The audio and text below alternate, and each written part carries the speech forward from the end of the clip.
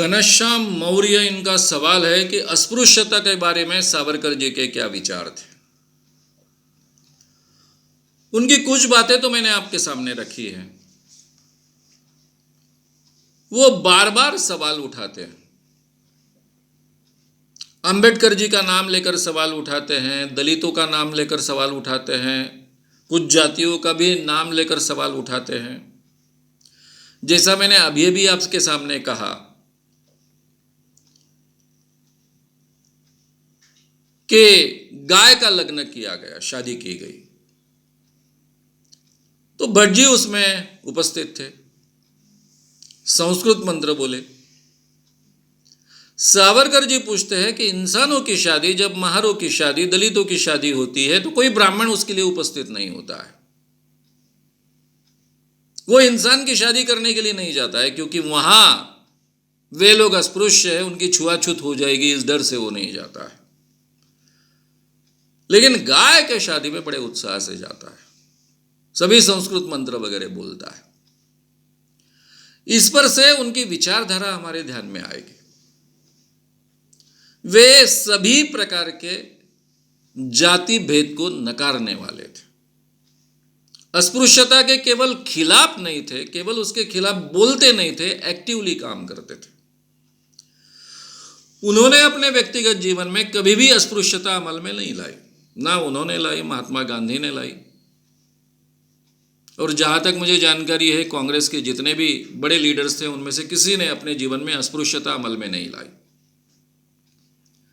क्योंकि शुरुआत से ही गांधी जी के आंदोलन में, कांग्रेस के आंदोलन में अस्पृश्य लोग भी रहे हैं। सावरकर जी उसके बारे में बहुत एक्टिव थे। उन्होंने यानी पहले तो रोटी बंदी का आग्रह रखा कि जो रोटी बंदी है जाति जातियों में वो टूटनी चाहिए, तो वो तोड़ने का पहले आग्रह रखा।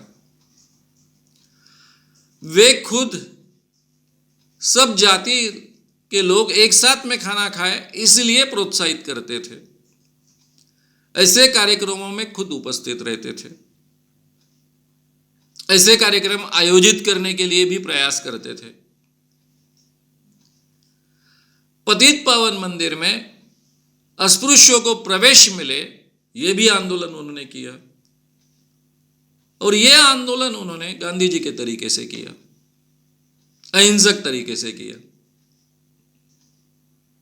तो वो अस्पृश्यता के खिलाफ थे, अस्पृश्यता के खिलाफ काम करते थे, और बहुत बहुत आलोचना भी करते थे।